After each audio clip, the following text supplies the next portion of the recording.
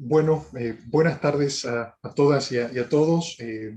Muchísimas gracias por estar en esta tarde de hoy, en la segunda edición del evento Post-Pandemia, Post-Derecho, Pensar la sociedad que vendrá, organizado en conjunto con la Facultad de Derecho de la Universidad de Buenos Aires, junto a la Facultad de Ciencias Económicas y Jurídicas de la Universidad Nacional de La Pampa. Queríamos, en primer lugar, agradecer a todas y a todos las y los asistentes, asimismo a las y los ponentes que nos acompañan en el día de hoy, agradecer a instituciones que nos auspician, al Instituto de Investigaciones Jurídicas y Sociales Ambrosio Gioja, a su director, el profesor Alegre, su vicedirectora, la doctora Scotti, y a todos y todas quienes trabajan y permiten que sea posible este evento. Queremos agradecer al Departamento de Filosofía del Derecho, a su director, el profesor Farrell, a su subdirector, Juan Pablo Alonso, a su secretaria, Laura Seminario. Agradecer también a la Asociación Argentina de Filosofía del Derecho, a su presidente, el doctor Ravivaldi Cabanillas, a su vicepresidente, Diego Bukelski, y también agradecer al Departamento de Comunicaciones de la Facultad de Derecho de la Universidad de Buenos Aires. Bien, me sumo a los agradecimientos. En primer lugar, quiero agradecer también a Gonzalo Ana Duratinich por convocarnos a organizar junto con la Universidad de Buenos Aires este evento. Quiero también agradecer muy especialmente a otras organizaciones que nos acompañan. En primer lugar, a la Facultad de Ciencias Económicas y Jurídicas de la Universidad Nacional de La Pampa, quien digamos, es la institución que nos acompaña y nos apoya permanentemente para la organización de estos eventos. En su nombre al decano de la facultad, a Francisco Marul, y a la secretaria de Investigación y Posgrado, a Lucía Colombato, también al Instituto de Cultura Jurídica, y en su nombre a Manuela González, la directora, y a la Sociedad Argentina de Sociología Jurídica, y en su nombre a Daniela Saikowski, quien es la presidenta. Estas personas que siempre están dispuestas a recibir un mensaje de nuestra parte y apoyarnos inmediatamente. Y también, por supuesto, quiero agradecer a los expositores y a las expositoras, tanto de hoy como de las ediciones, o la edición pasada y las ediciones que siguen, porque les hemos puesto un desafío muy difícil, que es pensar la pospandemia en el medio de la pandemia todavía, pero es una reflexión más que útil e importante, así que desde ya va todo mi agradecimiento y las felicitaciones por tomar este desafío. Bien, sin ánimos de monopolizar la palabra, en continuidad un poco con lo que decía Elga, con quien hemos armado esta edición, la hemos pensado en conjunto, a quien también agradezco para trabajar en esto. Comentarles brevemente un poco la modalidad. Elga decía, como bien decía, post-pandemia, post-derecho, en una situación actual en la cual nos encontramos en pandemia. Hemos intentado convocar académicos, académicas, profesores, profesoras, investigadoras, investigadores, que trabajen en su área, desde su área de trabajo del derecho, y piensen la sociedad en un contexto de pandemia. Entonces nos iluminarán, nos harán pensar, nos plantearán interrogantes, cuestionamientos, en torno a decir si podemos hablar de post-pandemia, post-derecho, o hablar de pandemia y derecho, no solo pensar la sociedad que vendrá, sino la sociedad que es, la sociedad actual.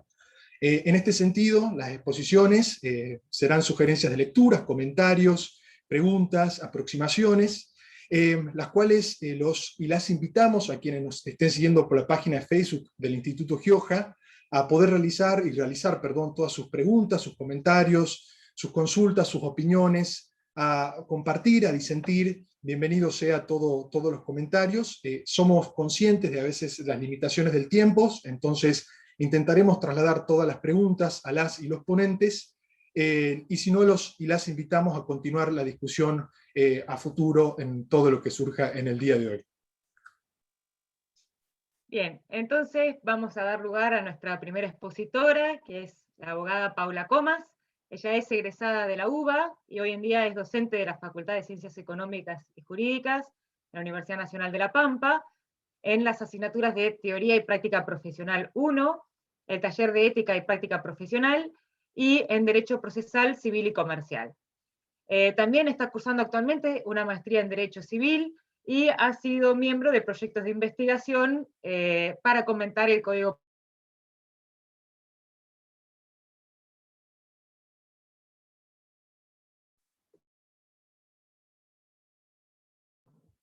Hola, ¿qué tal? Buenas tardes. ¿Se escucha bien? Perfecto. Bueno, antes que todo quería agradecer enormemente a Elga por esta invitación para formar parte de esta charla y este ciclo de debate. Me presentó perfectamente, yo iba a hacerlo, pero no es necesario. Lo único que sí, por ahí suma que también comparta que si bien, por supuesto, ya me desempeño desde hace muchos años como docente en la facultad, mi actividad principal es la del ejercicio liberal de la profesión de abogacía.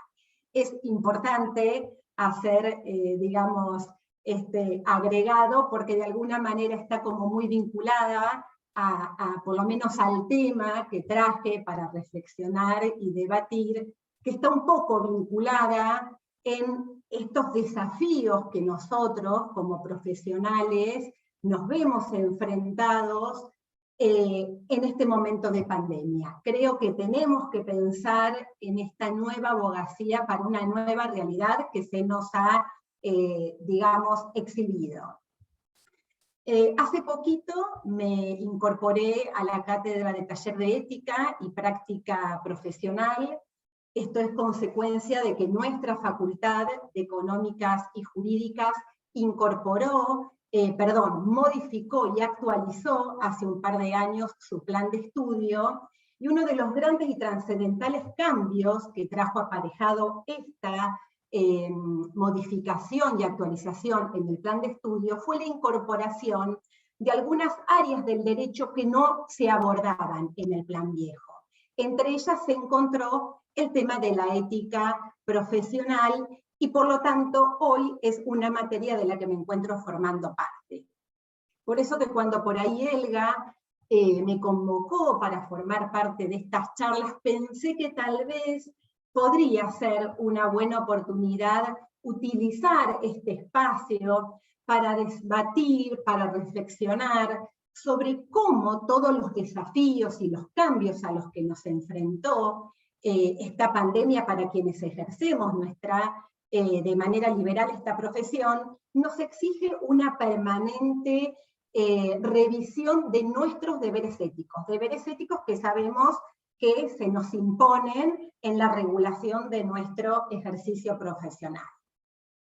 Sin duda no cabe manera de discusión que a partir del año 2020 estamos enfrentándonos a una época de muchos cambios rápidos, cambios extremos. Nuestra profesión, por supuesto, no quedó ajena a estos cambios. Hoy las y los abogados tuvimos y seguimos teniendo que adaptarnos rápidamente a los desafíos de trabajar en forma remota, teniendo que abordar nuestro ejercicio profesional de una manera distinta, empezando a pensar en nuevas formas de planificación laboral. Estamos claramente en una bisagra de la historia de muchas profesiones y actividades laborales, y la nuestra es una de ellas. Bien, sin dudas creo que esta pandemia a la profesión, a quienes ejercemos la profesión liberal, nos impulsó a repensar muchas cosas. En primer lugar, nos impulsó a repensar la forma en que tenemos que ejercer nuestro derecho, a repensar la manera en que nos tenemos que comunicar, cómo pasar de la presencialidad a la virtualidad, cómo manejar las nuevas herramientas digitales que de manera incipiente se nos presentaron de repente. Por ejemplo, expediente digital, firma digital o electrónica. De alguna manera tuvimos que repensar cómo lidiar con la conectividad, cómo incorporar todas estas herramientas tecnológicas a nuestro ejercicio profesional. Sin duda, lo que hemos aprendido y nos ha enseñado el COVID es que el ejercicio tradicional de la abogacía, tal como lo conocíamos hasta fines más o menos del año 2019, ha sufrido grandes transformaciones, querramos aceptarlo o no. ¿Qué cosas escuchamos hoy de manera habitual en nuestro ejercicio profesional? Hablamos con colegas y utilizamos la palabra de que trabajamos en modo home office. Nos hemos visto inmersos en la necesidad de asumir costos de mantenimiento, de mejoramiento, de instalación de nueva tecnología en nuestros estudios jurídicos, ya sea actualizando bancas de anchas, aportando equipamientos tecnológicos, sobre todo ¿para qué? Para potenciar nuestros trabajos remotos, mejorar las comunicaciones. Antes nosotros pensábamos, bueno, a ver, la tecnología es algo agradable de tener. Hoy ya consideramos que hoy es imprescindible. No podemos pensarnos en el ejercicio de nuestra actividad profesional de manera liberal y por supuesto también en otras áreas del derecho sin tecnología. También nuestra actividad tribunalicia cambió enormemente. Hoy muchas provincias argentinas, fruto de la pandemia, ya han puesto en funcionamiento el expediente digital.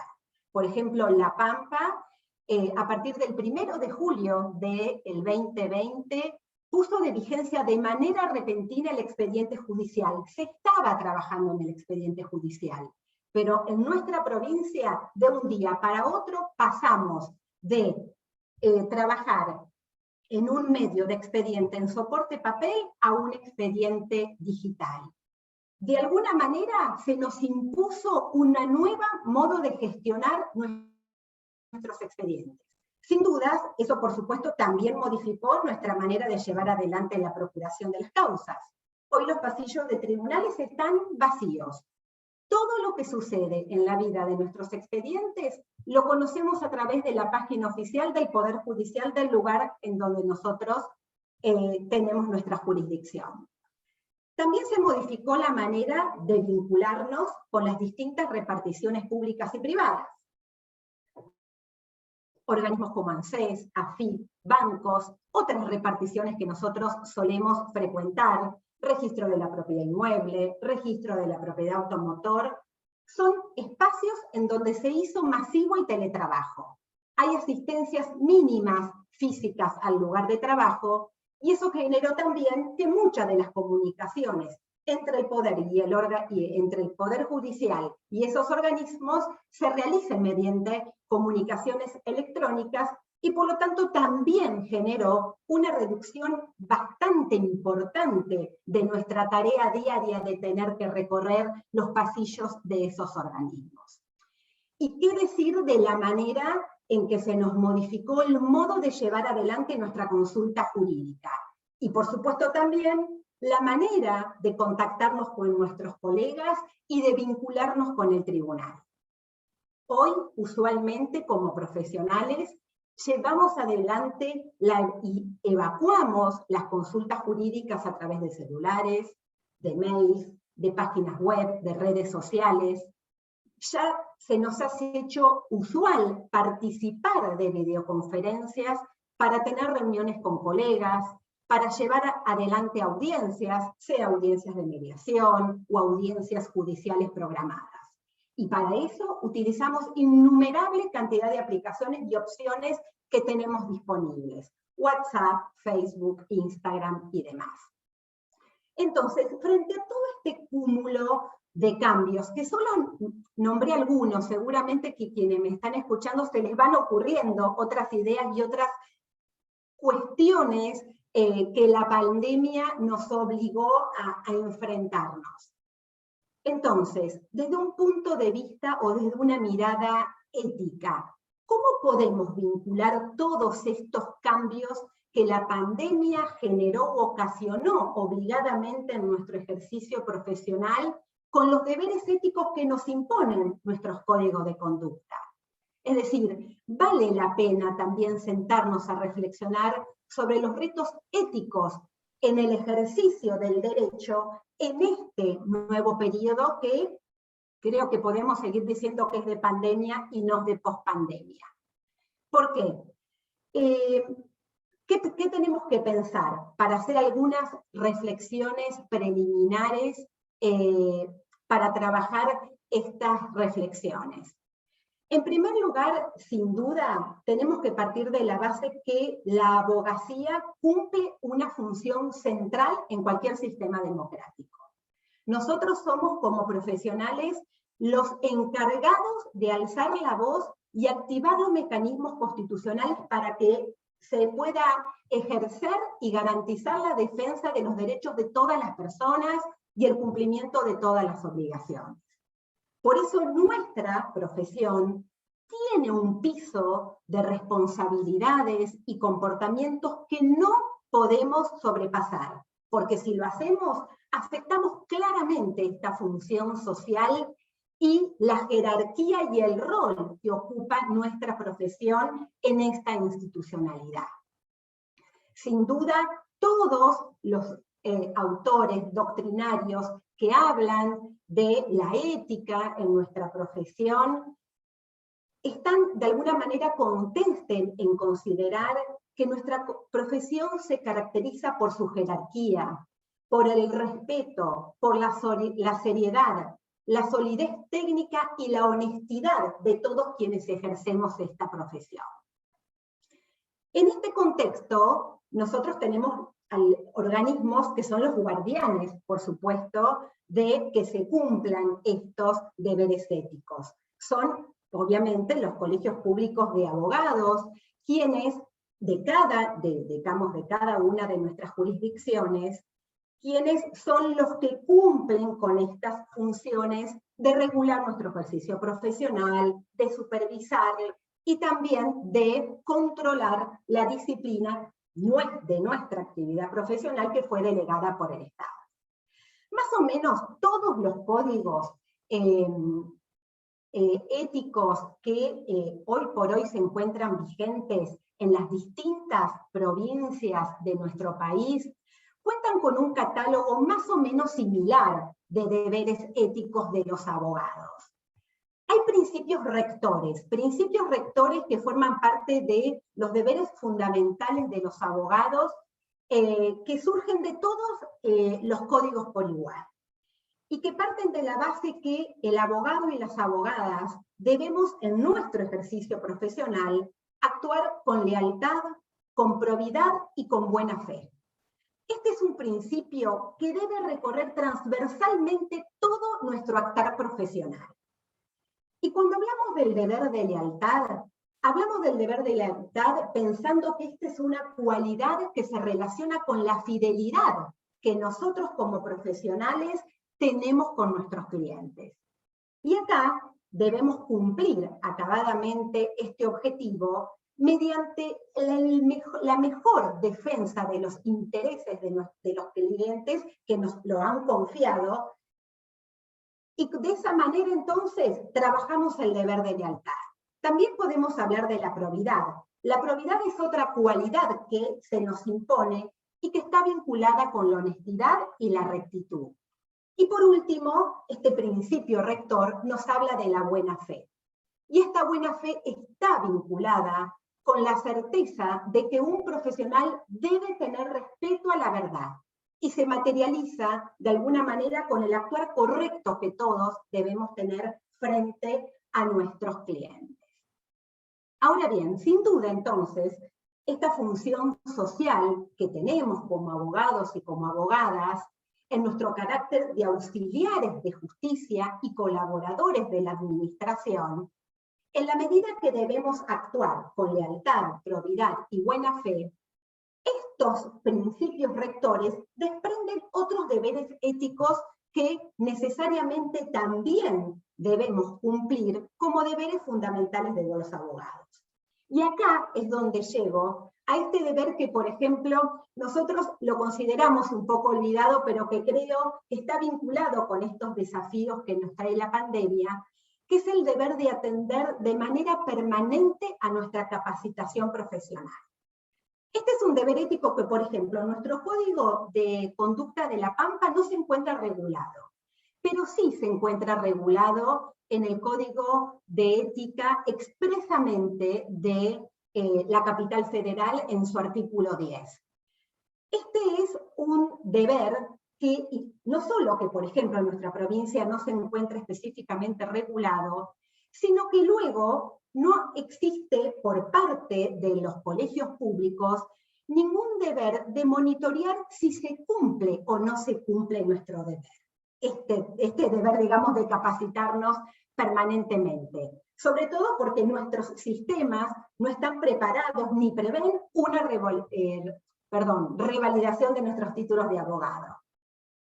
Una vez que nosotros egresamos de la facultad, salimos, por supuesto, con un bagaje mínimo de conocimientos, pero es evidente que la facultad a nosotros no nos otorga un nivel de, digamos, jurídico y no jurídico estable y definitivo. Nosotros como profesionales estamos permanentemente obligados a actualizar nuestros conocimientos.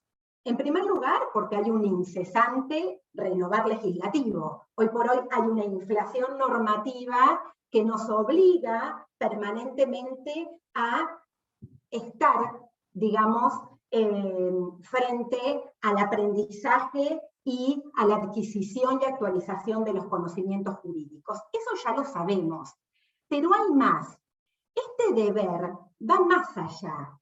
Y por otra parte también este deber de capacitarnos importa que estamos obligados como abogadas y como abogadas, si queremos desempeñar con éxito y eficiencia nuestra profesión, a perfeccionarnos permanentemente en otros órdenes o en otras áreas que no sean jurídicas. Es decir, no solo estamos obligados a actualizarnos en el campo del conocimiento propio de las ciencias jurídicas, sino también en todas aquellas otras áreas que la evolución lo está imponiendo. Y de alguna manera acá es donde pensaba, ¿no?, que en relación con todos estos desafíos que habíamos visto con anterioridad, de alguna manera este deber de formación permanente como un deber moral importa frente a esta nueva realidad a la que nos enfrenta la pandemia en nuestro ejercicio profesional, varias cosas.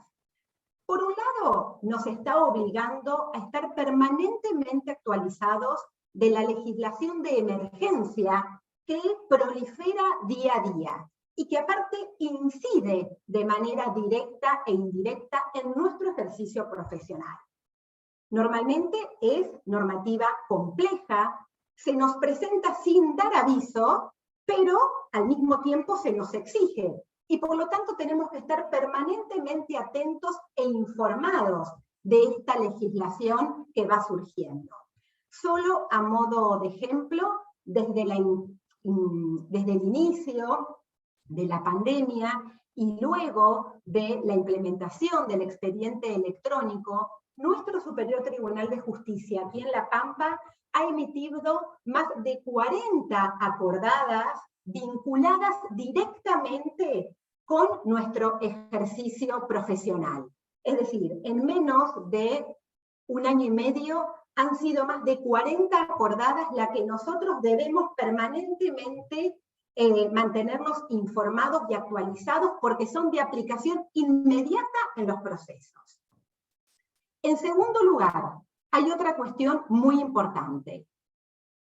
Tenemos que aprender el uso de las nuevas tecnologías.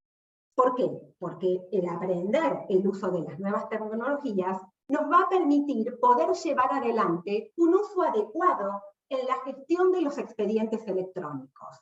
Y ese aprender también implica aprender todos los beneficios y todos los riesgos que está asociado con esta tecnología que nosotros estamos utilizando. Hoy por hoy en La Pampa, con la irrupción del expediente electrónico, las y los profesionales del derecho nos vemos obligados a conocer distintas herramientas para poder llevar adelante la gestión de los expedientes.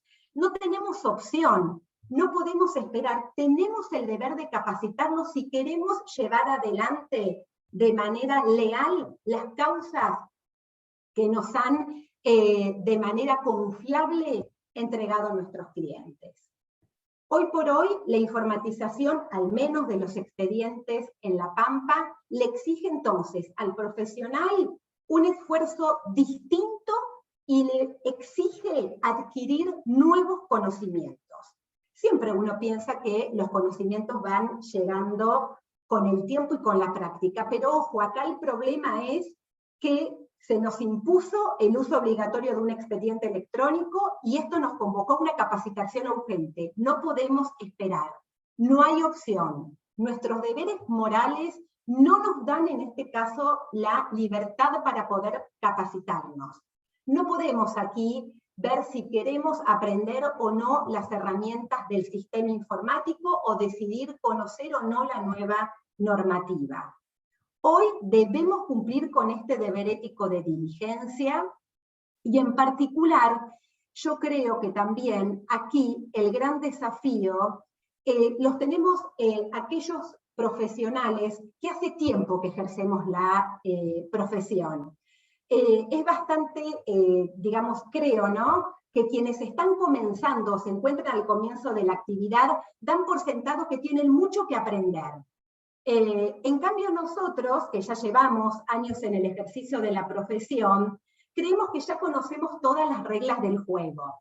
Y creo que acá radica la cuestión, ¿no? Si nosotros hoy, con esta nueva realidad, como profesionales, no aceptamos que las nuevas reglas del juego que nos impuso la pandemia nos obligan nuevamente a ponernos a estudiar, a capacitarnos, a aprender nuevas herramientas, seguramente comprometeremos de manera perjudicial el interés ajeno y vamos a traicionar la confianza depositada por los clientes en nuestras personas. Esto me pareció por ahí una cuestión puntual, interesante para trabajar y que, bueno, por supuesto, después está abierto al debate. Yo no sé si me queda tiempo porque, digamos, también tengo la posibilidad de poder desarrollar varios otros deberes, y uno que me interesaba mucho tenía que ver con el deber de confidencialidad. No sé, Elga, si me quedan algunos minutos. Un minuto, tenés un minuto. Si no, por ahí lo podemos retomar sobre el final, si querés. Solamente dejo entonces plasmada esta idea vinculada con cómo también todo este trato que ha cambiado tanto con la clientela desde la irrupción de las nuevas tecnologías, también de alguna manera impacta en nuestro deber de confidencialidad. ¿Por qué? Porque hoy nos vinculamos de una nueva manera con nuestros clientes. Y también esa nueva manera que nos vinculamos redunda en el modo en que estos clientes y clientas comparten la información con nosotros. Hoy la mayor parte de la clientela comparte la información con nosotros a través de medios tecnológicos. Utilizamos documentos digitales, archivos de textos en emails o WhatsApps, nos comparten contenidos de imagen o de audio, y nosotros estamos a la orden del día. Recibimos toda esa información y la almacenamos en los dispositivos tecnológicos que tenemos a nuestro alcance. Pero yo me hice una pregunta, y es la pregunta que te dejo de alguna manera abierta para que después lo debatamos. ¿Cómo repercute este cambio trascendental en la manipulación de toda esta información con nuestro deber ético de guardar el secreto profesional? Es decir, con nuestro deber de confidencialidad. Solo para hacer un breve cierre, considero que efectivamente repercute y sin duda nos exige a cada uno de nosotros como profesionales a tener y asumir un mayor compromiso en la salvaguarda de toda esa información para garantizarle a nuestra clientela la inalterabilidad, la integridad y la confidencialidad de todos esos datos personales que ellos nos confían y que nosotros manipulamos. Bueno, muchas gracias. Perdón por la extensión. Muchísimas gracias, Paula. Ha sido muchísima información en relación a todo lo que tiene que ver en práctica de la profesión, y seguramente, bueno, has dado un interrogante al final que se suma a algunos otros interrogantes que vamos a estar trasladando, e invitamos a quienes están participando en la página de Facebook del Instituto Gioja a realizar todas sus consultas, que se las trasladamos a Paula, y finalizadas las ponencias, les pedimos que la responda o que dé su parecer. Muchísimas gracias, Paula.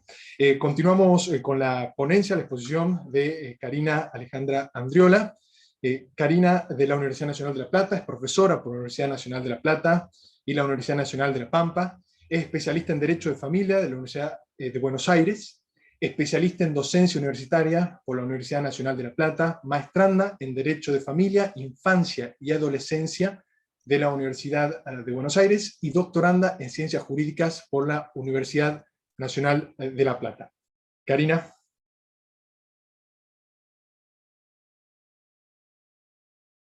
Estaba silenciado. Muchas gracias, Gonzalo y Elga, por la invitación, y a mis compañeros y compañeras de este encuentro, a Paula y a Emiliano, porque es un gusto compartir este espacio para pensar preguntas más que respuestas. Hace un ratito con Emiliano hablábamos del gran desafío que era hablar del derecho en la pospandemia, ¿no?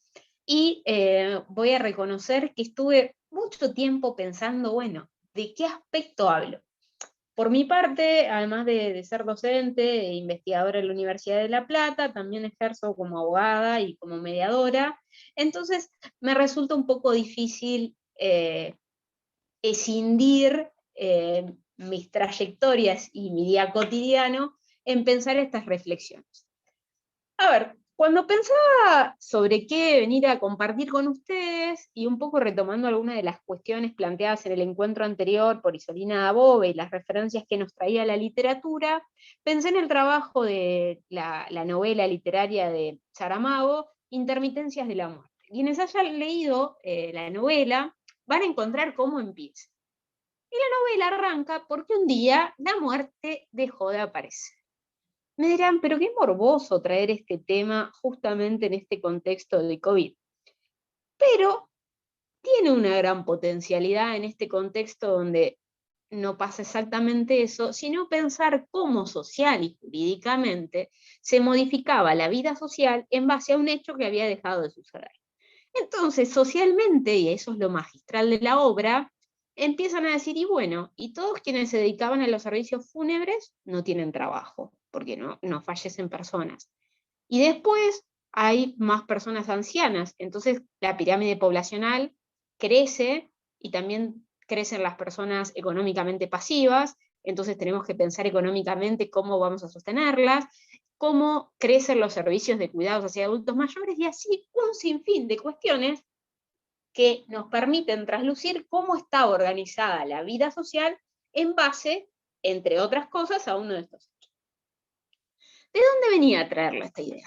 Porque la emergencia del COVID, incluso como lo plantea Elga en un trabajo suyo publicado el año pasado, trayendo el hecho biológico de la pandemia y la crisis sanitaria que implica el COVID y los cambios culturales a los que interpela, creo que lo que viene a traer, un poco a tono con la exposición, el COVID, es decir, este no es el mundo para el cual el derecho estuvo pensado, que si lo pensábamos de una perspectiva positivística enseniana, sin ser filósofa del derecho, era un derecho que intentaba darnos seguridad, intentaba darnos certidumbre, que atribuía distribuciones de poder, entonces dado A debe ser B, ¿no?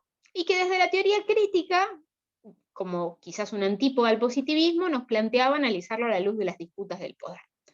Son dos perspectivas que no sirven porque, cambiado el contexto de producción del derecho, o sea, esta era que no sabemos cuándo arrancó, pero no sabemos cuándo termina, y que incluso, a ver, si me escucharon historiador o historiadora no diría era, ¿no? Pero llamémosle este momento histórico, político, social, donde tenemos esta situación sanitaria que nos atraviesa y que nos ha cambiado los contextos de producción del derecho, nos ha desalojado el concepto de seguridad que nos traía, y ha puesto en crisis algunas de las cuestiones sobre las cuales se asentaba nuestra vida social y por sobre todo la administración de justicia para pensar el acceso a la justicia, que es como el tema central del que les quería hablar.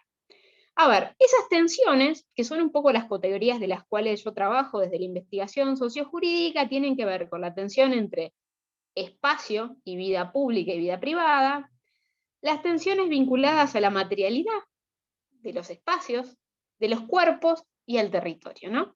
Esos son algunos de los ejes que a mí me ayudaban a pensar. Pero esto así parece muy abstracto, ¿no?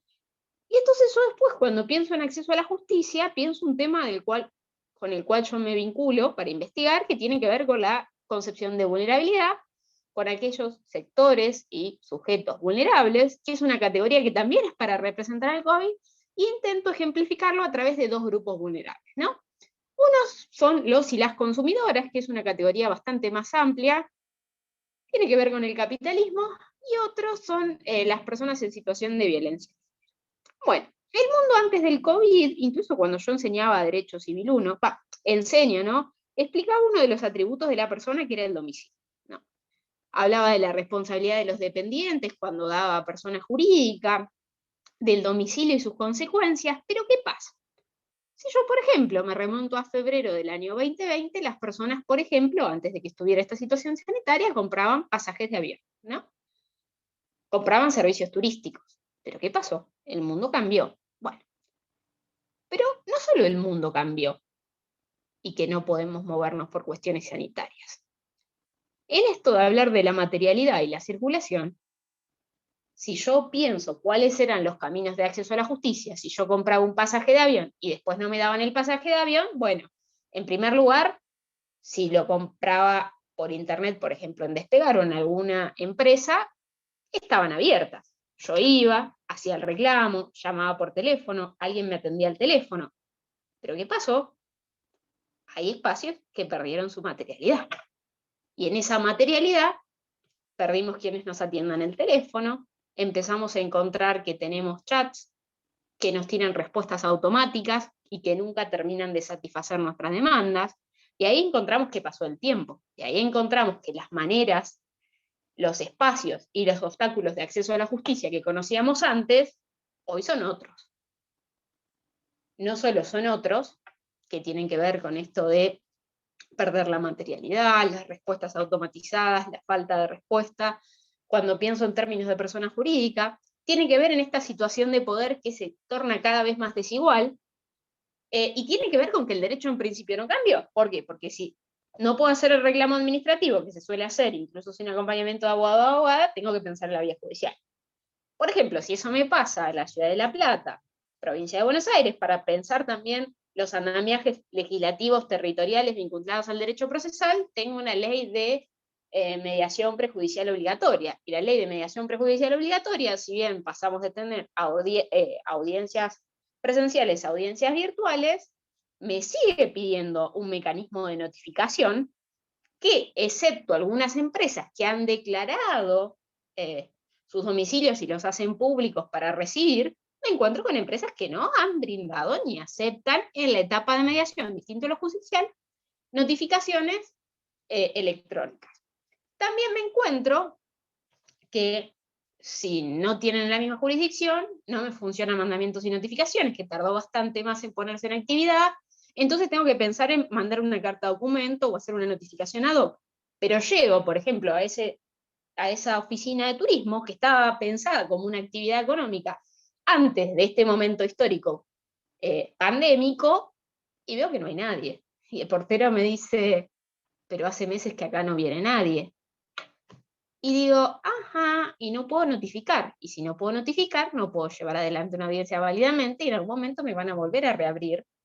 Y pienso, y esto es tiempo para el justiciable, la justiciable. Y esto es dinero, mandé una carta de documento, vine, ¿y qué? Y tengo un derecho que estaba pensado en ese andamiaje de los efectos del domicilio, de un derecho procesal con ciertas reglas, y se desmaterializó, ¿no?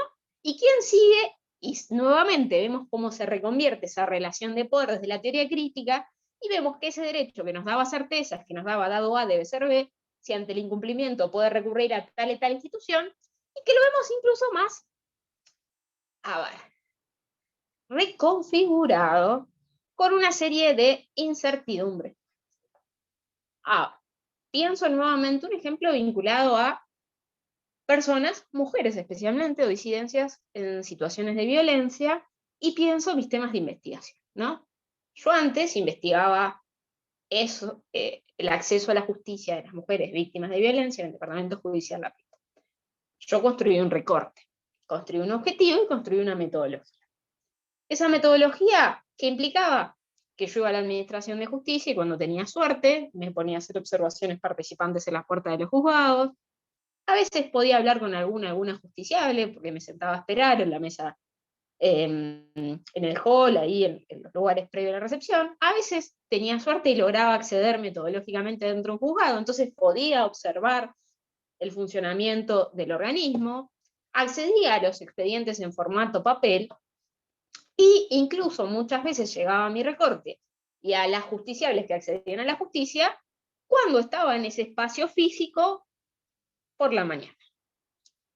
Bien, hoy ¿qué tenemos? Lo público y lo privado se reconfiguró, entonces tenemos que si una mujer sufre una situación de violencia de género, primero, si tiene hijes y las hijas no van a la escuela, tiene 3 personitas para cuidar, ¿no? Tenemos el primer obstáculo, que antes era la distancia. No todas las personas llegaban, pero ahora tenemos el problema de que difícilmente alguien se movilice con 3 o 4 niños. Antes que existía la escuela. Entonces, por ejemplo, podía llegar a acceder a la justicia o a la comisaría por la mañana, dejando de ir a trabajar y sucesivamente tomando un transporte público. Bueno, pero ahora el transporte público a veces es más reducido, hay que sacar un permiso, pero también podemos decir, sí, pero hubo políticas públicas donde son casos exceptuados. Ah, sí, perfecto, pero que pase menos la frecuencia y que además, en la eventualidad de que te paguen, haya que tener que explicarlo, implica también una situación de exposición. Después tengo la desmaterialización de los lugares, porque tengo que pensar qué quedó abierto, en qué lugares quedó. ¿No? ¿En qué quedó abierto? ¿No? Esa era una de las preguntas. ¿En qué horarios? Porque muchas veces nos cuesta. Y el tercer punto es, yo antes iba a un espacio y quizás generaba algún tipo de empatía con alguien que era la referencia, por ejemplo, si lo pienso en una defensoría, entre todas las personas que trabajan, y construía, ¿no? Pero ahora que tengo que las personas que trabajan en la administración de justicia, como están con un trabajo home office, por ahí van el lunes, pero no van el martes. Entonces, nuevamente, esos son obstáculos. Por otro lado, tengo como contrapartida la construcción de una serie de políticas públicas pensadas en esta situación para el acceso a la justicia que me dicen, bueno, usted podrá realizar la denuncia de tal manera, podrá tener una videoconferencia. Ajá, pero para tener una videoconferencia tengo que tener algún dispositivo que tenga acceso a Internet. Tengo que conocer esa vía de acceso. Y además de eso, ¿cómo construyo un espacio de confianza cuando, por ejemplo, tengo 3 niñas o niñas que están con tareas escolares y tengo que contar, por ejemplo, una situación de abuso sexual?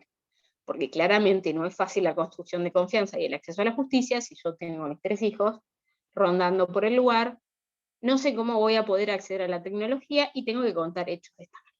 Entonces, claramente, si yo me paro como investigadora y también en la construcción de política pública, digo, sí, Karina, los objetivos y la metodología que vos usabas antes, ¿de qué sirve en la actualidad? Y yo, la respuesta que empiezo a pensar es, ¿cómo lo reconfiguro ante un sujeto que yo co-construía o estudiaba que no existe más, en la manera de encontrarlo en, no sé, la entrada a un juzgado, en la espera para una denuncia en una comisaría? Después, ¿cómo construyo una relación de confianza? Porque no es lo mismo empezar a hablar mientras esperan no salieron que poder concertar una entrevista por formatos digitales. Y me pasa lo mismo con operadores de la justicia, que trabajan 6 o 8 horas delante de una computadora y difícilmente consiga 2 minutos, 1 hora más para que se dispongan a ser entrevistados o entrevistadas por formatos virtuales. Tampoco puedo seguir observando el funcionamiento de un organismo. ¿Por qué? Porque este organismo, con el home office y demás, ha cambiado sus maneras de funcionar, de gestionar, de brindar atención.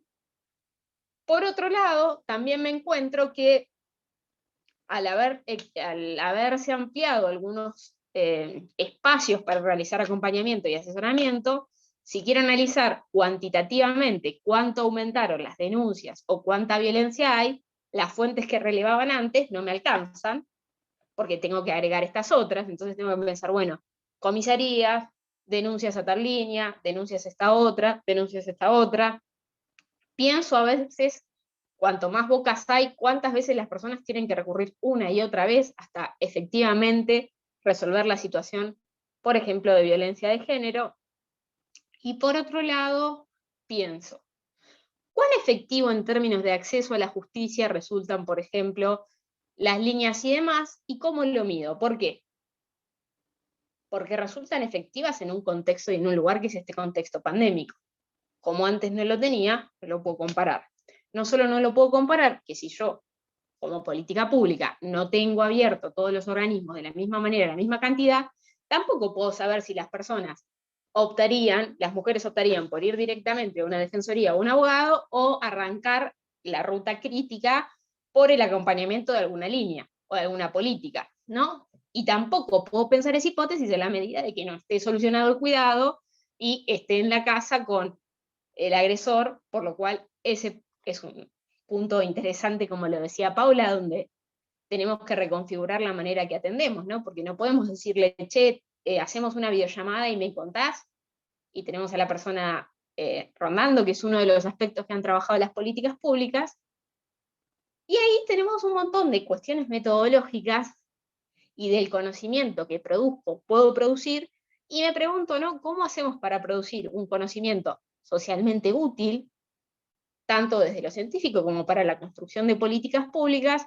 cuando nuestros objetos y nuestras metodologías se ven interpeladas por estas cuestiones que plantea la pandemia en torno al derecho y al acceso a la justicia cuando ese derecho se ve vulnerado? Entonces, estas eran como algunas de las ideas que les quería compartir. Espero no haber ido muy rápido. Sí, creo que es un tema que hay más preguntas que respuestas y que es interesante. Piensen a algo metodológico muy sencillo. En Argentina teníamos censos cada 10 años. El 2020 nos hizo el censo. Vamos a tener suerte, un censo 2021, y vamos a contabilizar la diferencia en 11 en vez de 10 años. Bueno, ¿cómo metodológicamente construimos conocimientos en estas estrategias, ¿no? ¿Cuáles límites tienes? ¿Cuáles posibilidades tienes? Y no solo conocimiento, sino pensándolo al conocimiento como un insumo para la construcción de políticas públicas, como un insumo para testear el efectivo goce de derechos, especialmente por grupos vulnerables, que era un poco la idea que les venía a compartir. Así que bueno, espero que se haya entendido y haya cumplido con el tiempo que me brindaron. Excelente, muchísimas gracias, Karina. Ya te estaremos trasladando también las preguntas. Y ahora sí, vamos a pasar a nuestro último expositor, que es Emiliano Wiss, que es profesor de la UBA y de la Universidad Nacional del Centro, es investigador de CONICET, Research Fellow del Center for International Law and Policy, máster en Ciencias Humanas y Sociales de la Universidad de París I, es doctor por la UBA y diploma de postdoctorado en Derecho. Emiliano, muchas gracias por acompañarnos y la palabra es toda tuya.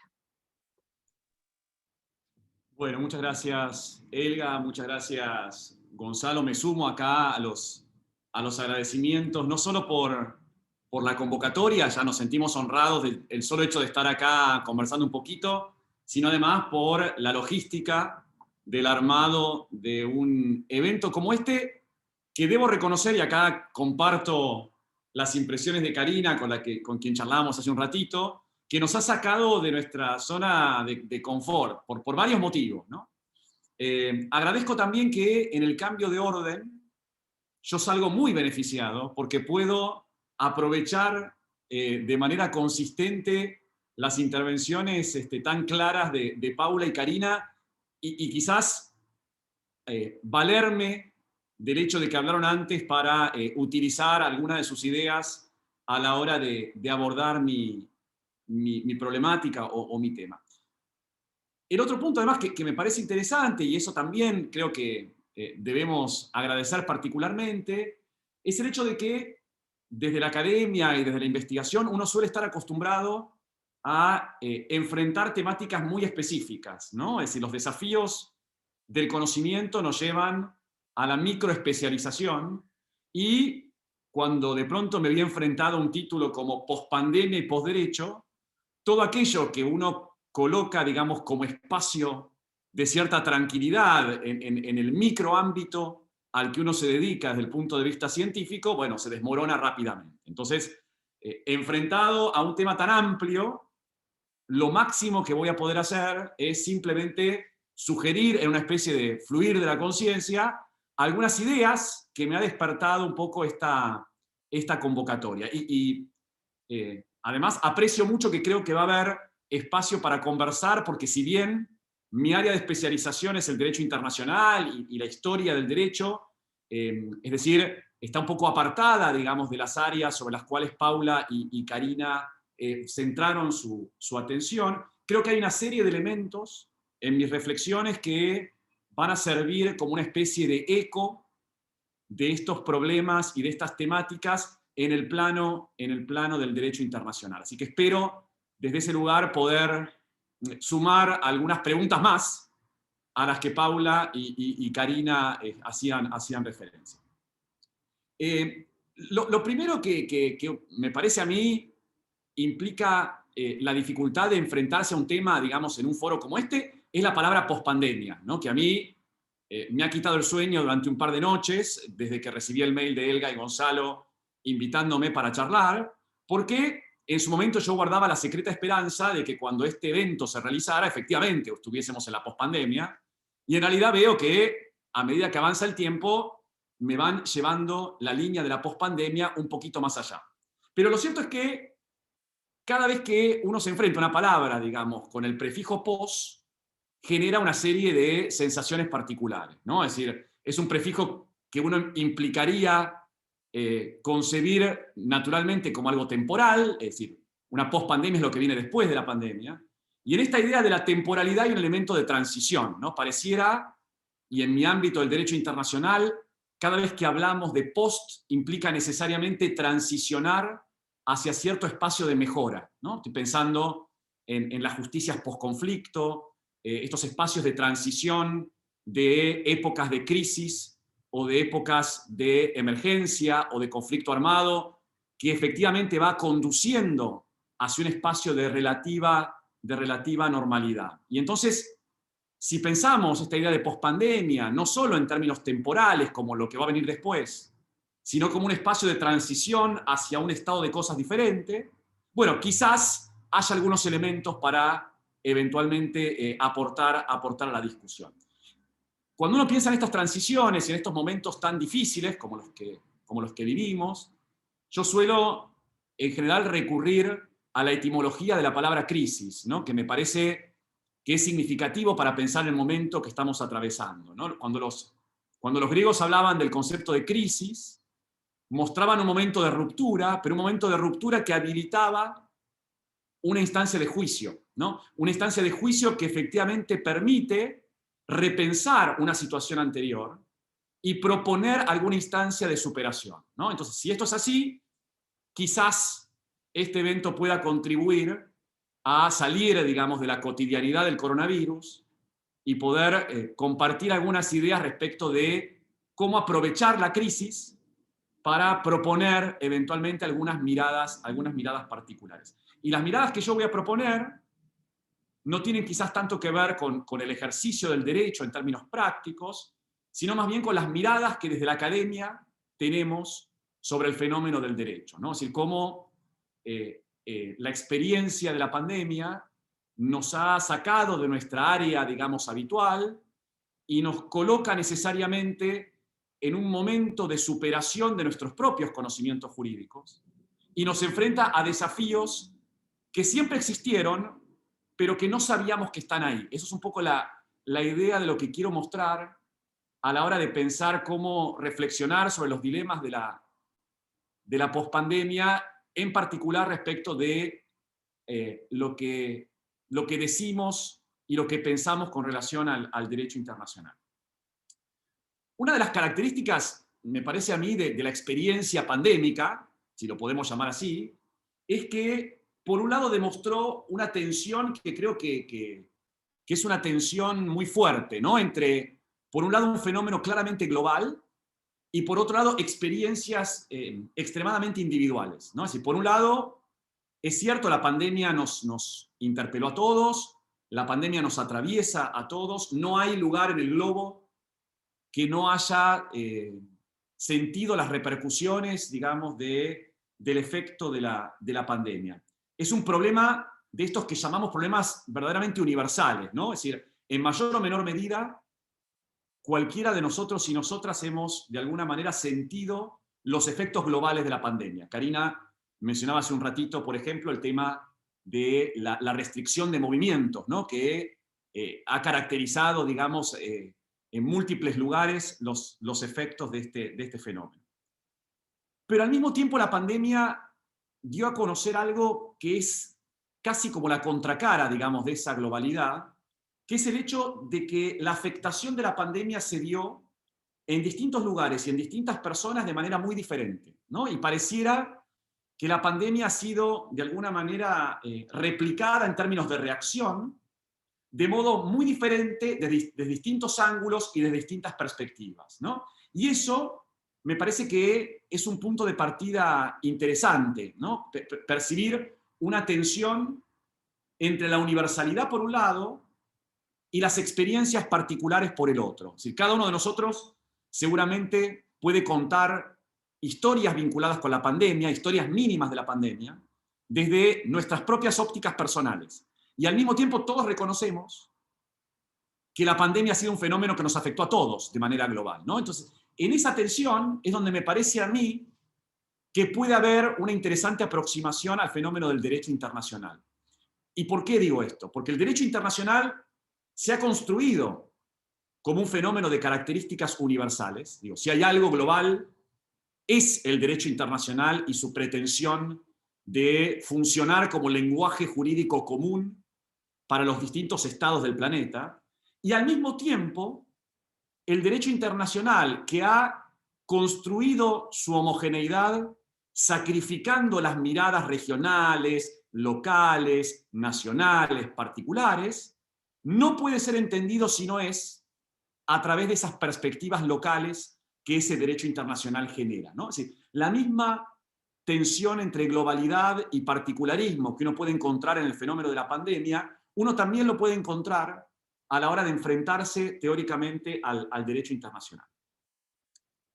El segundo punto, quizás, que también permitiría comparar nuestra experiencia del fenómeno del COVID con el modo en que concebimos un orden jurídico, tiene que ver con otra constatación que nos dejó la pandemia, que es que una mirada unidimensional, una mirada fundada en una sola disciplina de análisis, no alcanza para comprender la pandemia, ¿no? Es decir, esta idea de que la ciencia por sí sola no puede explicar la pandemia, de que la economía por sí sola no sirve para enfrentar la pandemia, de que la política, sin tener en cuenta otros elementos del orden de lo científico, no logra comprender la complejidad de la pandemia. La pandemia es un fenómeno multidimensional, ¿no? Y desde ese lugar creo que interpela a múltiples disciplinas que intentan, de alguna manera, explicar este fenómeno. Hoy lo estamos haciendo desde el derecho, pero un panel parecido, que no será pospandemia, posderecho, será pospandemia, poseconomía, pospandemia, posmedicina, pospandemia, postecnología, puede estar siendo simultáneamente desarrollados en otros Facebook, de otros institutos, de otros centros académicos en este mismo momento, ¿no? Es decir, acá necesariamente nos estamos basando en una perspectiva particular. Y esto también nos interpela a los que investigamos el derecho, porque de vuelta nos permite advertir que del mismo modo que la pandemia es un fenómeno multidimensional, el derecho es un fenómeno multidimensional. Y por lo tanto, leer un fenómeno jurídico necesariamente nos lleva a recuperar otros saberes que nuestro enciclopedismo del siglo XIX nos ha hecho colocar en cajones distintos y que hoy nos damos cuenta de que pertenecen todos al mismo armario, ¿no? Esta idea de que quizás no hay mayor discrecionalidad arbitraria que la división de disciplinas, ¿no? Y esto, para los que nos dedicamos al derecho, es una llamada de atención, ¿no? Nosotros estamos muy cómodos en nuestro espacio del derecho y, como mencionaba Paula y como mencionaba Karina, lo cierto es que no alcanza nuestro conocimiento jurídico para poder enfrentar los desafíos, digamos, que el derecho nos presenta en estas instancias de crisis. El derecho internacional ha sido muy criticado durante la pandemia, ha sido visto quizás como una de las víctimas más ciertas, digamos, de nuestras miradas sobre la pandemia, porque ha demostrado claramente su inutilidad para poder llevar adelante soluciones que pensamos en algún momento que un derecho internacional, global, basado en la paz y en la seguridad, eventualmente nos podía ayudar a superar. Y me parece a mí que lo que terminamos concluyendo cuando miramos a un derecho internacional hoy es que, lejos de pensar que esto es un momento de emergencia y por lo tanto de excepcionalidad, lo que la pandemia nos ha dejado al descubierto, casi les diría en carne viva, es lo que el derecho internacional es, ha sido y será. Es decir, esta situación de excepcionalidad en realidad nos termina demostrando lo que el derecho internacional es cotidianamente. Y parece una paradoja haber tenido que llegar a una situación tan extrema para poder desandar el camino y tratar de repensar algunas categorías que considerábamos como dadas y que en definitiva, digamos, eran construcciones totalmente ficticias. Les voy a dar un ejemplo. Las instituciones del derecho internacional han mostrado su enorme dificultad para poder brindar soluciones respecto de la crisis pandémica. Si uno analiza un poco cómo se enfrentaron los organismos internacionales al surgimiento del COVID y a la expansión de la enfermedad a lo largo de los distintos continentes, uno advierte claramente que toda institución internacional que se precie de tal actuó de manera insuficiente. Piensen, por ejemplo, que la primera organización que algo dijo respecto de esto dentro de Naciones Unidas fue la Asamblea General como órgano, que sacó una muy tibia resolución, que por supuesto es no obligatoria, y piensen ustedes la burbuja del derecho internacional. El 2 de abril del 2020, la Asamblea General, en una resolución 74-270, llamó a un compromiso de todos los estados, a una cooperación intensificada y a un multilateralismo para poder mitigar y combatir la pandemia. Claro, si uno advierte que esta resolución no es vinculante, uno encuentra, digamos, en esta manifestación de la Asamblea una expresión de deseo muy difícilmente materializable en términos prácticos o en términos concretos. Con respecto al Consejo de Seguridad, talón de Aquiles de las Naciones Unidas desde casi su comienzo, el Consejo de Seguridad fue signado por un tenebroso silencio, para ponerlo de alguna manera, ante las presiones de la comunidad internacional para que algo dijese el Consejo de Seguridad, contrariamente a lo que había hecho en el 2014, donde con bastante rapidez el Consejo de Seguridad consideró que la epidemia del ébola era una amenaza a la paz y a la seguridad internacionales. Demoró meses para adoptar una resolución que sigue siendo tan tibia que lo único que hace es instar a los estados que están en conflicto armado a cesar las hostilidades durante la pandemia. Por si esto todavía no los convence, además, la propia resolución excluía del cese de hostilidades las acciones que el Consejo de Seguridad está realizando como parte de sus actividades antiterroristas. Con lo cual, ni siquiera el propio Consejo de Seguridad se limitaba en su accionar por los efectos de la pandemia. Esto me parece que nos tiene que movilizar a interpelar el funcionamiento de este derecho internacional, que ni siquiera nos ha dado respuesta desde su variante más técnica. No voy a entrar en esto porque el tiempo, en los eventos sobre pospandemia y en la televisión, el tiempo es tirano, así que no me voy a meter en ese ámbito de discusión. Pero, basta con ver la acción de la Organización Mundial para la Salud para darse cuenta de que hemos estado sujetos, supuestamente, a cierto conocimiento técnico que nos ha ido llevando y trayendo con contradicciones permanentes respecto de cuáles son las mejores acciones que los estados tienen que llevar adelante. Si además advertimos que este derecho internacional que la pandemia ha dejado en carne viva hace aflorar la soberanía de los estados de manera cruenta, advertimos que el derecho internacional no es nada más y nada menos que un instrumento que ha servido para los intereses políticos y que en definitiva la pandemia no hace más que mostrar en su lado más oscuro.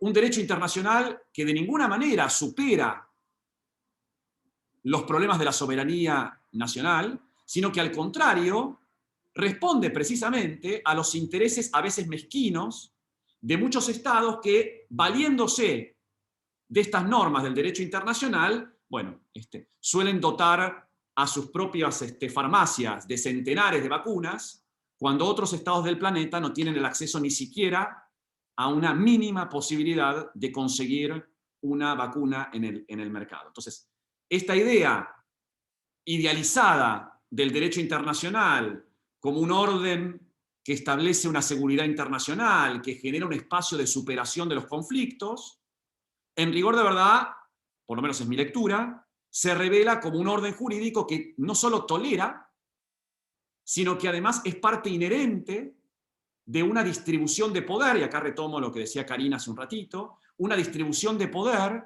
donde en definitiva, la universalidad del derecho no es nada más y nada menos que un disfraz para la imposición hegemónica de ciertos poderes de control de algunos estados sobre otros, ¿no? Y me parece que la situación de pandemia ha como creado, digamos, este espacio de reflexión interesante.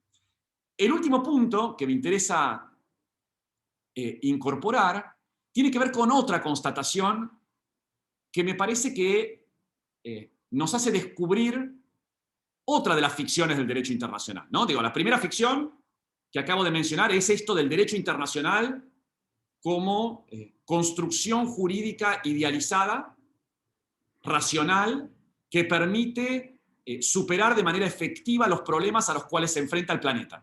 Bueno, eso claramente está desarticulado por el hecho de que el derecho internacional es política. No pone límite a la política de los estados, sino que es en sí mismo política. La segunda ficción que la pandemia me parece que está contribuyendo a dejar al descubierto es este carácter estadocéntrico del derecho internacional, ¿no? Esta idea de que el Estado es la estructura necesaria del derecho internacional, que de alguna manera hace que el derecho internacional esté alejado de cualquiera de nosotros. Bueno, la pandemia ha mostrado que el derecho internacional nos afecta a nuestra vida cotidiana. Las consecuencias de la manipulación del derecho internacional nos interpela a cada uno de nosotros, cuando podemos o no podemos acceder a una vacuna, cuando podemos o no podemos viajar, cuando podemos o no podemos salir de nuestra casa y desplazarnos al interior de nuestro estado. Me parece a mí que la pandemia le ha dado la razón a aquellos teóricos críticos del derecho internacional que hace tiempo vienen insistiendo en la importancia de la aplicación diaria del derecho internacional en nuestra vida cotidiana, ¿no? Luis Eslava es un teórico colombiano que hace muchos años viene trabajando sobre la idea de la vida diaria del derecho internacional y cómo el derecho internacional nos impacta desde que nos levantamos hasta que nos vamos a dormir. Por lo tanto, la idea de que es algo que solamente vincula a los estados entre sí es una falsa idea que ha colocado al derecho internacional en su palacio de cristal, muy alejado de nuestras experiencias cotidianas. Desde ese lugar, y esto es un poco lo que ha llevado a un tema de investigación que estoy encarando desde el año pasado en la facultad con un grupo de asistentes y de colegas, estamos pensando un poco esta suerte de concretización del derecho internacional o materialización del derecho internacional a partir precisamente de las experiencias cotidianas del derecho internacional. Estamos recurriendo un poco a estas reflexiones sobre la materialidad y la corporalidad para sacar al derecho internacional de esa mirada idealizada, intangible, abstracta, casi religiosa, ¿no? De algo que está por encima de nosotros y sobre lo cual no tenemos ningún control, para bajarlo respecto de sus propias consecuencias y advertir que el derecho internacional es una construcción, es un instrumento absolutamente tangible, absolutamente material y que disciplina nuestros propios cuerpos, ¿no? Acá retomo esta idea de los cuerpos que también planteaba Karina hace un ratito, ¿no? Esta mirada del derecho que afecta a los cuerpos me parece que es interesante para pensar cómo este derecho internacional está muy lejos, digamos, de ser un instrumento abstracto que no condiciona, digamos, nuestras acciones, sino que me parece que nos interpela, ¿no? de manera muy constante y muy frecuente. Si esto es así, quizás sea un poco la pandemia la excusa para que empecemos a ver qué podemos hacer para que este derecho internacional traduzca un poco más las voces individuales y no necesariamente el monopolio, digamos, de la mirada estatal, ¿no? Esta idea de que el derecho internacional claramente presenta un déficit democrático, donde las decisiones se toman en pequeños espacios cerrados mediante interacciones diplomáticas, y en rigor de verdad, el derecho internacional debería traducir lo que cada uno de nosotros necesitamos y esperamos que la comunidad internacional eventualmente nos dé. Para cerrar, y última reflexión, me parece que entonces si la pandemia nos ha sacado de nuestro espacio habitual de confort, bueno, me parece que nos afecta no solo como potenciales víctimas de la enfermedad, no solo como sujetos de acción y de movilización, sino que también me parece que la pandemia nos tiene que interpelar como investigadores, como pensadores, digamos, de nuestras áreas. Si hay un momento en el que se pueden repensar paradigmas, en el que se puede rediscutir las bases sobre las cuales estamos fundando nuestro conocimiento, replantear los límites de nuestro objeto, bueno, me parece que ese momento puede ser ahora, ¿no? Un momento en el que se suponía que íbamos a tener más tiempo para reflexionar y en realidad, digamos, nos damos cuenta de que seguimos rápidamente involucrados en la vorágine de siempre. Entonces, que sirva esto para en cada una de nuestras áreas de investigación prender estas distintas luces de alerta para darnos cuenta de que la pandemia algo positivo nos tiene que dejar. Y si nos deja algo positivo, que no sea volver a la normalidad. Yo sé algo que no quiero que la pandemia genere en nosotros, es la vuelta a la normalidad. De hecho, cada vez que alguien dice, ojalá volvamos a la normalidad, mi espíritu rebelde de científico incomprendido hace que intente rehuir de eso, ¿no? Ojalá que la pandemia nos lleve a una nueva anormalidad, donde por lo menos cada una de estas cosas nos hagan ruido y no las tomemos como algo preestablecido o como algo dado. Bueno, voy a dejar ahí, les agradezco mucho y bueno, obviamente discusión abierta y debate prometido. Gracias.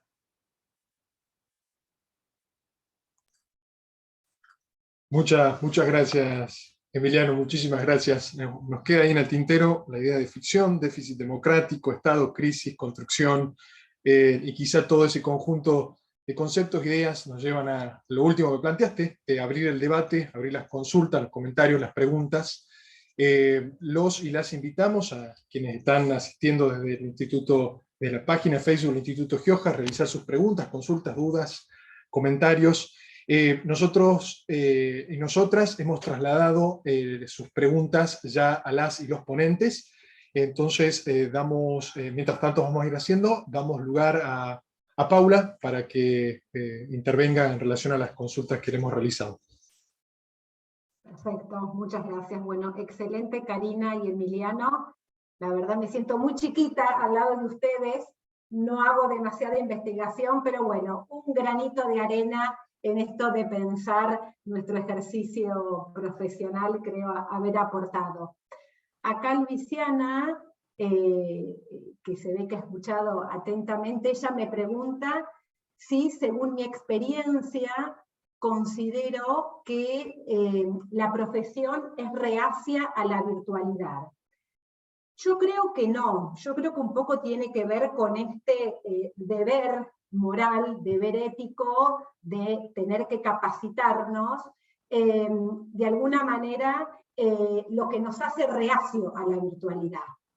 Quienes, como yo comentaba hoy, quienes ejercemos hace años la profesión, advierto que nos cuesta pensar que tenemos que comenzar nuevamente a estudiar, que tenemos que comenzar a pensar que tenemos que enfocarnos en otras áreas que no sean las jurídicas, y que hoy sin ese otro conocimiento de esas otras áreas vamos a hacer agua en nuestro ejercicio profesional. Creo que no somos reacios a la virtualidad por la virtualidad misma, sino que sí he advertido, al menos en nuestra comunidad, que es una comunidad chiquita, que esto que aparecemos como reacios y reacias tiene más que ver con no querer darle una oportunidad, un espacio en nuestro día laboral a el aprender, con H, nuevos conocimientos que se nos imponen obligadamente. Yo creo que tiene que ver con eso. Un poco también siguiendo la reflexión que hacía Emiliano, acá me preguntaban si luego, digamos, se espera del futuro de la profesión post-pandemia, de que todo vuelva a la presencialidad o no, o si habrá actividades que puedan o deban virtualizarse. Coincido con Emiliano que hacia donde fuimos no podemos volver. Al menos en nuestra provincia eso es claro. El expediente digital vino para quedarse, no vamos a volver atrás. Creo que todos estos avances tecnológicos nos hacen pensar que no va a haber una vuelta a ninguna normalidad de la que conocíamos en el 2019. Sí creo que hay algunas cuestiones que hoy nos trajo la necesidad de quedarnos en casa, que ojalá espero cuando transitemos y avancemos y ya sea un recuerdo, esta pandemia, volver a rescatar. En esto que yo, por ejemplo, hablaba de la consulta jurídica. Creo que sí es importante volver al encuentro presencial con el cliente, con la clienta, en donde creo yo que sí, en el ámbito del estudio se conforma ese vínculo de confianza de una manera distinta. Por supuesto, en algunas áreas más que otras, en la área de familia donde trabaja Karina, sin lugar a dudas, que esa presencialidad, todas aquellas cuestiones que siente el cliente cuando nos ve, en donde nosotros podemos, digamos, comprender de otra manera el alcance de la problemática, creo que sí, que si nos permite la vida volver a esa presencialidad, al menos yo apuesto a volver a tener otro vínculo y otro contacto con mis clientes, con la clientela. Después también me preguntaban si en caso que hubiera existido una filtración de datos, entiendo yo, como consecuencia de alguna mala práctica de la o los profesionales que cuentan con esos datos, se podría hacer algún planteo de alguna falta ética, y en su caso, acá la pregunta habla de responsabilidad social, entiendo que debe tener que ver con responsabilidad profesional, más como apuntando a la responsabilidad civil. Yo creo que por supuesto que sí. Este deber de confidencialidad, tal como está planteado en la totalidad de los códigos de nuestro país, es prácticamente absoluto. Hay excepciones, pero mínimas a este deber, y si por lo tanto, de alguna manera, nuestra clientela se ve afectada porque nosotros no hemos sabido manipular como corresponde información sensible que ellos nos han aportado, sin lugar a duda podemos ser pasibles de al menos de un planteo, de un caso de ética profesional por falta al deber de confidencialidad, y puede también, ¿por qué no?, depende de la circunstancia excepcional, poder plantearse algún tipo de responsabilidad civil por el mal desempeño en nuestro ejercicio profesional. En cuanto a si conozco alguna directiva o recomendación de los colegios de abogados en relación con este, por ahí, deber de capacitarnos en áreas informáticas, no.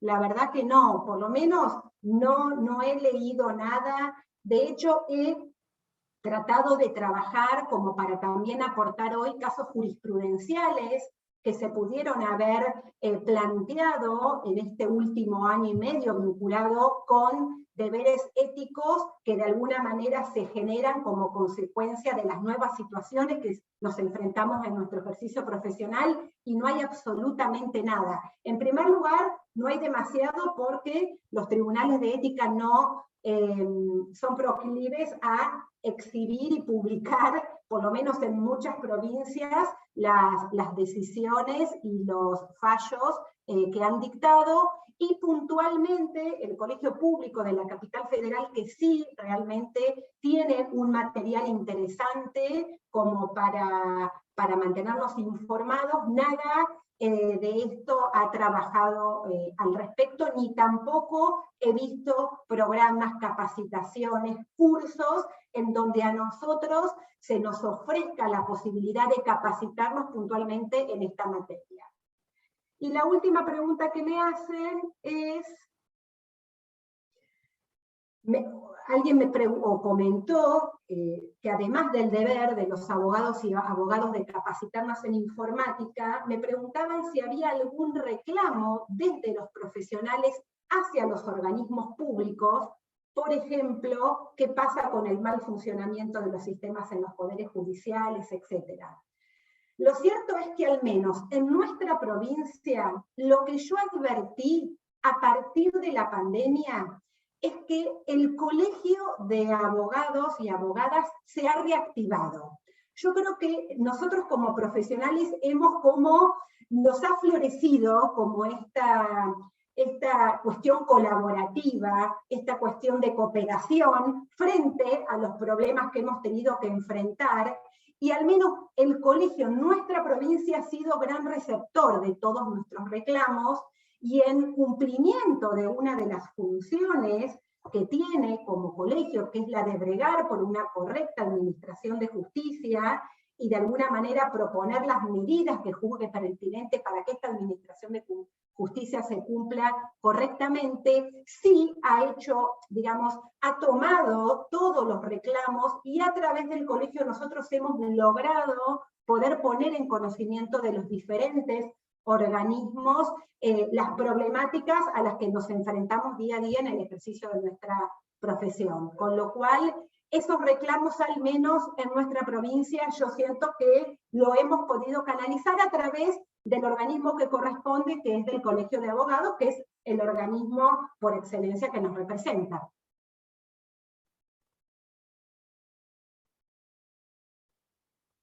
Estas han sido las preguntas que me hicieron, creo o espero haber contestado lo que me habían preguntado.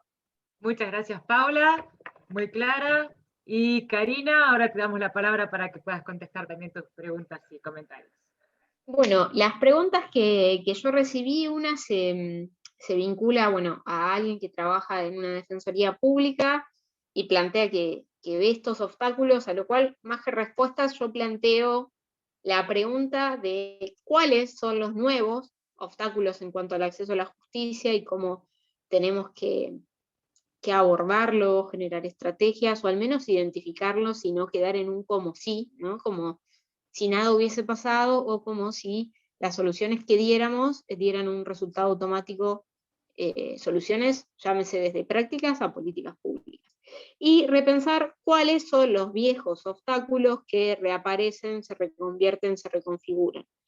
Eso creo que son preguntas a tener en cuenta, y que creo que ahí hay grandes objetivos de investigación, para pensarlo también en contextos muy reducidos, en la medida de quienes hacemos investigación sociojurídica sabemos que no es lo mismo el acceso a la justicia de un pueblo en el interior de la provincia a el acceso a la justicia en el conurbano, ¿no? Pensando los contextos. Después tenía otra pregunta vinculada a si yo efectué cambios en mi tesis. En lo particular es muy buena la pregunta porque mi tesis tenía un recorte histórico que culminaba en el año 2012 después de una experiencia piloto en cuanto a la construcción del fuero. Entonces, no sé si sería pertinente en la medida de que, por ejemplo, tengo parte del trabajo de campo hecho y tiene que ver en cómo funcionaba en un momento y en un lugar. Sí se podría hacer algo comparativo, no lo tengo descartado. Sí, creo que los cambios tienen que ver con investigaciones que comienzan ahora.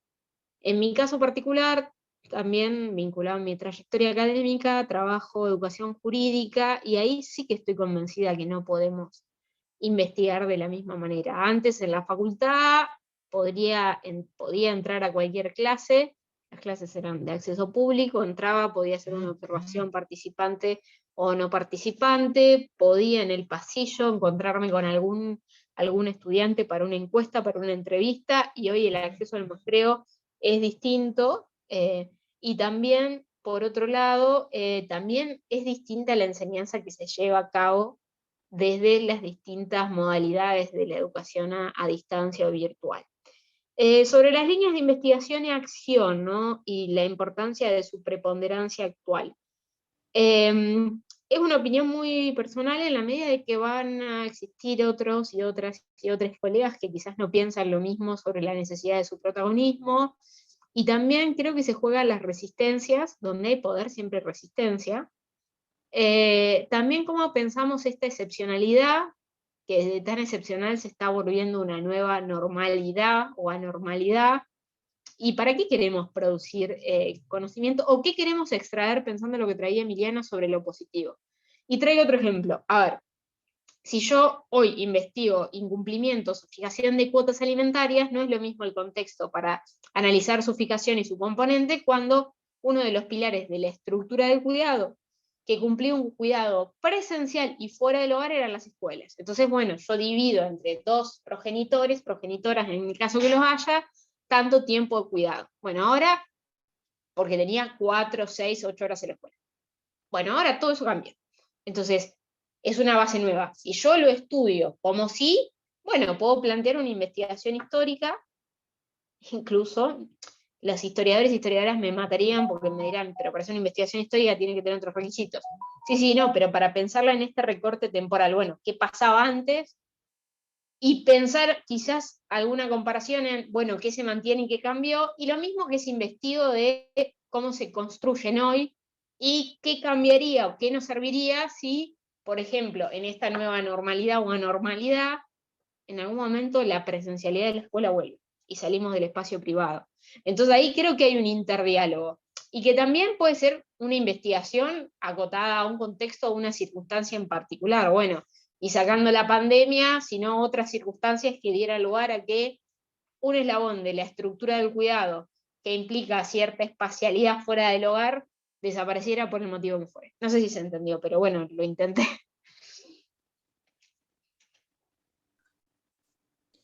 Muchas gracias, Karina, muy amable. Continuamos con Emiliano, le hemos trasladado ahí las preguntas. Gracias, Gonzalo. Bueno, yo tengo algunos comentarios y preguntas, así que primero les agradezco el interés en tomarse el tiempo para hacer alguna pregunta por el Facebook. No tengo el nombre de la persona, así que lo voy a tratar como un ente anónimo, pero sé que hay alguien detrás de la pregunta, con un cuerpo, ya que hablábamos de la materialidad física de las personas. El primer comentario es favorecer la cooperación entre países en estos tiempos de crisis, como lo que ocurrió y ocurre actualmente con las vacunas contra el COVID. Favorecer las relaciones internacionales tan importantes para desarrollar el comercio y las inversiones. Son tiempos de buscar soluciones. Bueno, sí, efectivamente, esto es lo que yo decía, constituiría algo así como el lado más utópico del derecho internacional, ¿no? Es decir, pedirle al derecho internacional que nos traiga soluciones. Esta mirada idealizada me parece que se choca en la práctica con una realidad que vemos diariamente, como intenté explicar en estos minutos, donde, bueno, la situación hace que algunos estados prefieran privilegiar un poco más sus intereses particulares que la cooperación internacional y el fomento de los vínculos comerciales en un equilibrio de prestaciones. El segundo punto creo que es la contracara, acá viene la pregunta. Dicen, este año hemos visto que algunos estados han sido más protagonistas que otros en relación con el financiamiento de vacunas o con el proceso de vacunación, y que hay empresas que mostraron su poder a través de la propiedad del conocimiento. Entonces me preguntan si me parece que hay una nueva teoría del derecho internacional para describir esto, o se puede pensar con categorías ya existentes. Bueno, eso es una gran pregunta, porque me parece que nos pone frente al conocimiento adquirido que tenemos respecto de lo que la teoría del derecho internacional nos permite explicar. El año pasado se hizo una mesa redonda, digamos, entre los titulares de derecho internacional para pensar la pandemia. Era un fenómeno más reciente. Todos nosotros habíamos pensado poco porque había pasado poco tiempo, y lo habíamos pensado como algo más efímero, pero yo en ese momento lo que dije fue que el derecho internacional me parecía que era el primer confinado de la pandemia, ¿no? Porque parecía como que estaba encerrado en un cuarto, ¿no?, donde las 4 paredes muestran los límites del derecho internacional. Y yo decía que una pared eran los sujetos, otra las fuentes, otra la responsabilidad y otra la arquitectura institucional, ¿no? Son los 4 muros, digamos, que impedían que el derecho internacional pudiese salir a tomar un poco de aire. Bueno, una de las paredes es la subjetividad. Y lo que precisamente la pandemia mostró es que todo lo que conocemos sobre los sujetos del derecho internacional tiene que ser repensado. No solo porque los sujetos no son, como nos quería hacer creer la Paz de Westfalia, entes jurídicamente iguales que desde un punto de vista soberano intercambian sus voluntades a través de los tratados o de las otras fuentes, sino que en rigor de verdad hay sujetos que tienen un poder que otros no tienen, ¿no? Como yo suelo decir, en la comunidad internacional todos los estados son iguales, pero hay algunos más iguales que otros, ¿no? Y esto, la pandemia me parece que lo ha dejado entrever. Lo mismo pasa con las empresas privadas, ¿no?, que nos cansamos una y otra vez de decir en nuestros cursos de derecho internacional que no son sujetos de derecho internacional. Bueno, buenísimo, no son sujetos de derecho internacional, esto nos sirve para reprobar a un estudiante que viene y cuando uno le pregunta por los sujetos dice empresas, y uno empieza a decir, bueno, pará, ¿no?, volvamos, pensamos un poquito de nuevo, pero lo cierto es que en términos de poder relativo participan de las relaciones internacionales, a veces con muchísimo más poder de negociación que algunos estados, ¿no? Pensemos el poder de negociación de los laboratorios privados con los estados para darnos cuenta de que efectivamente es un espacio de poder muy claro. De vuelta, todo depende de qué pretendamos del derecho internacional, ¿no? Yo sí, me acuerdo, y paso ahora a la última pregunta, no se asusten, tengo una pregunta más nomás. Yo siempre me acuerdo de ese cuadro de Rafael sobre la escuela de Atenas, ¿no?, donde en el centro está Platón con el dedo hacia arriba y al lado está Aristóteles con la mano hacia abajo, ¿no? Y Platón está con el Timeo, señalando, ¿no?, el topos uranos, el mundo de las ideas, idealización total, y Aristóteles, y esto creo que puede ser útil pensando en lo que decía Paula hace un ratito, Aristóteles tiene la ética, ¿no? Tiene la ética y señala, digamos, la materialidad más clara, digamos, de la experimentación, digamos, sobre la Tierra, ¿no? Bueno, estas son las 2 miradas del derecho internacional. Entonces, si queremos seguir creyendo en el universo de las ideas o de los valores en sí, dormimos tranquilos, pero me parece que no vamos a entender, digamos, que en definitiva hay que mirar la realidad para darnos cuenta, digamos, de que los estados se manejan en un barro de intereses personales, ¿no?, y de intereses particulares. Y esto me lleva a la otra pregunta. Dice, algunos autores como Harari indican que nos dirigimos a una sociedad globalizada por la crisis del Estado o la crisis de la nación. Y si se puede pensar en un derecho globalizado. Sí, es muy frecuente hablar de la crisis de Estado, ¿no? De hecho, ya hace mucho tiempo, digamos, que el Estado está en crisis. Ojalá las crisis que me tocan en mi vida sean así, porque la verdad es que el Estado sale cada vez más fortalecido, digamos, de estas crisis. Son crisis, pero son crisis que, en definitiva, terminan siendo compensadas por más y más poder soberano. Y esto no es solo lo que vemos en la pandemia, esto uno lo viene viendo hace tiempo. Digo, les recuerdo que con la crisis de refugiados en Siria, ustedes recordarán, hubo todo un problema de desplazamiento masivo de refugiados, y la Unión Europea, que tiene un sistema, ustedes saben, de libre circulación de personas, tiene una política migratoria común, que no impidió que algunos estados cerraran directamente sus fronteras unilateralmente, alegando la soberanía del Estado.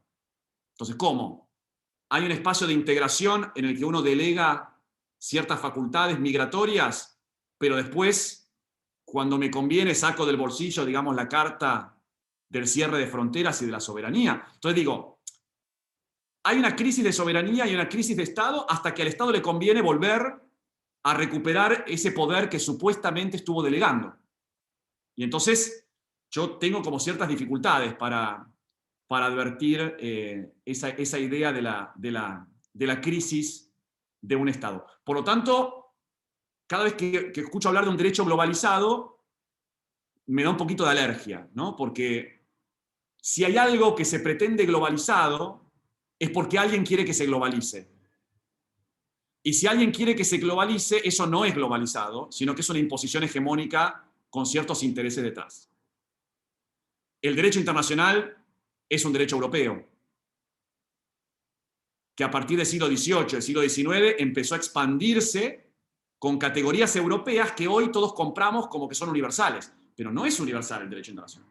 Digo, no hubo mucho espacio para los pueblos africanos o los pueblos asiáticos o los pueblos aborígenes en América Latina para decir algo respecto de ese derecho internacional. Entonces, ojo, porque la globalización suena muy lindo, pero detrás de la globalización me parece que siempre hay intereses, ¿no? Y entonces el riesgo es pensar que nuestros intereses están siendo considerados cuando en rigor de verdad muy posiblemente no estamos siendo considerados. Bueno, esto es lo que me parece que la pandemia nos tiene que llevar a pensar, ¿no? Vamos a salir desde otro lugar y yo siempre digo lo mismo, por eso lo que decía, y con esto cierro, de la no vuelta a la normalidad, digo. Si uno se dedica a investigar o a trabajar estos temas, uno tiene que ser por naturaleza anti-resiliente. Vieron que está de moda la palabra resiliencia, ¿no? Es decir, cuando uno le pega una pelota, se hunde y vuelve a su forma. Bueno, la resiliencia es quedarse en el mismo lugar. Es decir, nos pasa algo, nos afecta algo y apenas podemos, volvemos a como estábamos antes. Bueno, el investigador es anti-resiliente por naturaleza. Si no podemos volver al mismo lugar. Tendremos otra forma, para algunos estaremos deformados, buscaremos otro tipo de manifestación física, pero no volvamos a como estábamos antes porque, digo, como en el juego de la oca, volvemos a la casilla cero. ¿No? Avancemos de a poquito, pero avancemos. Bueno, creo que no tengo más preguntas. Gracias. Muchas gracias, Emiliano. Bien, ya estamos entonces llegando al final de esta jornada. Agradecemos especialmente a nuestras expositoras y a nuestro expositor, a quienes nos han acompañado del otro lado de la pantalla con sus preguntas y comentarios. Ciertamente nos llevamos muchas preguntas, muchas reflexiones, y creo que eso es lo bueno de estos encuentros. Nos damos cuenta que estamos viviendo también una transición y que en esa transición a veces no reflexionamos cómo nos afectan estas nuevas normatividades como miembros de una comunidad profesional, educativa, nacional, internacional, familiar, etc. Así que les agradecemos a todos, a todas. Gonzalo, no sé si querés agregar algo. Por mi parte, agradecer nuevamente. Simplemente también me sumo a los agradecimientos que hizo Elia, a todos, a todas, e invitarlos al próximo post-pandemia, post-derecho, o pandemia-derecho, la tercera edición que estaremos seguramente avisando por las redes en el mes de agosto. Muchas gracias. Gracias a ustedes por la invitación, un lujo. Gracias por la invitación también, me sumo a ese agradecimiento. Tal cual, un placer. Muchas gracias.